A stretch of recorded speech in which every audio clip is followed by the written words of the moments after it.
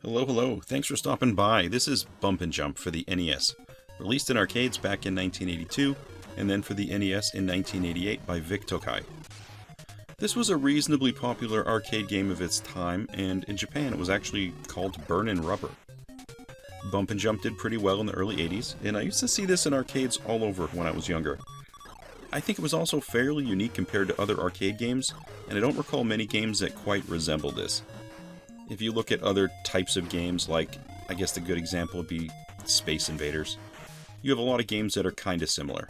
Phoenix, Galaga, they're just similar in the basic concept, but here, I don't think there are a lot that really resemble this. Maybe, possibly Spy Hunter a little bit, although Spy Hunter still feels like a different game.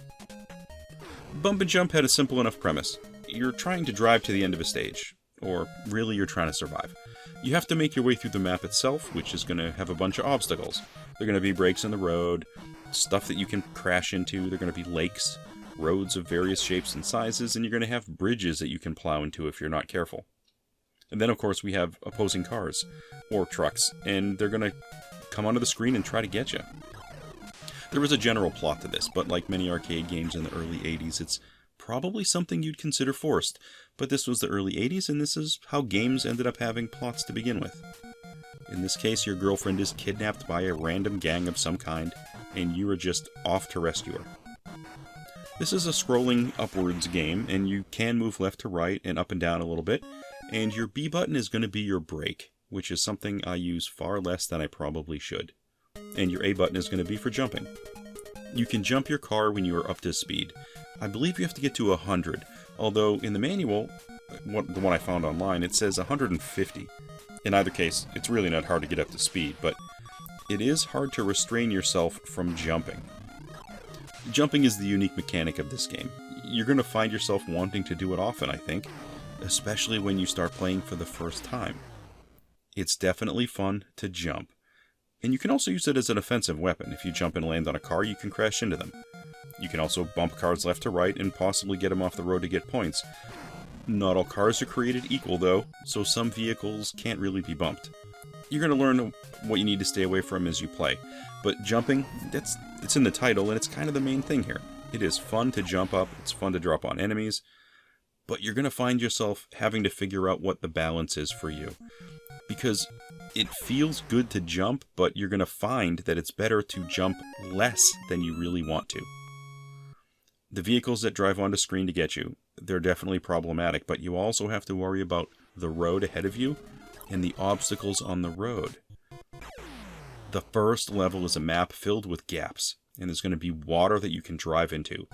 You have to jump over these areas, which means you have to be prepared to jump over these areas, and you can't be prepared if you're already jumping and are in the air.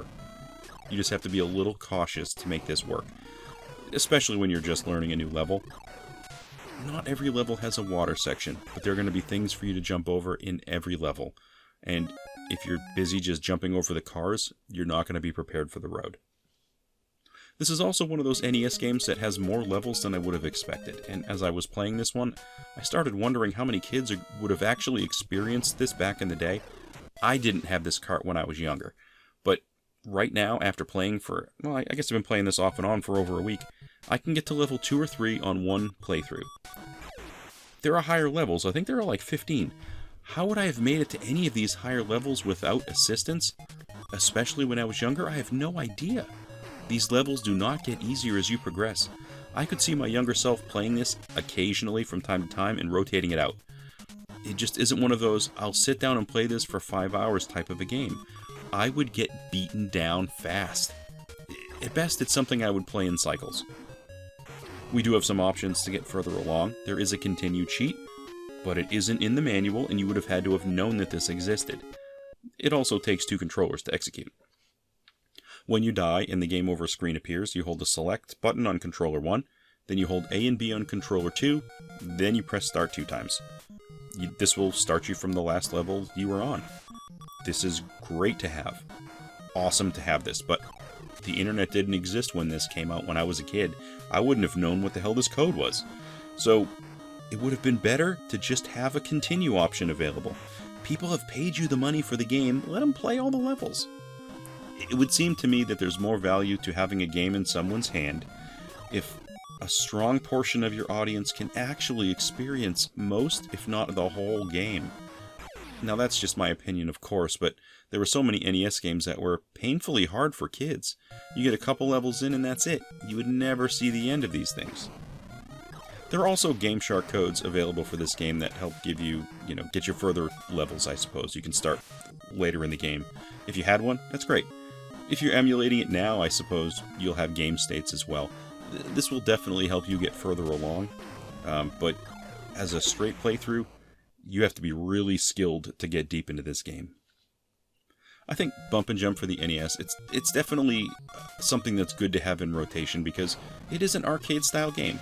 This is a solid NES arcade port. Graphics are pretty standard for this system, of course, but it is also reasonably close to what we have in the arcade. Maybe the cabinet has a little bit more in terms of color and the sprites are a little more detailed, but this is a pretty solid port, and it's fun to play. It's not a very expensive cartridge. Definitely something I'm comfortable having in the rotation for sure. Well, that is all I have today for Bump and Jump for the NES. Thanks for stopping by for a look, and I hope to catch you on another video.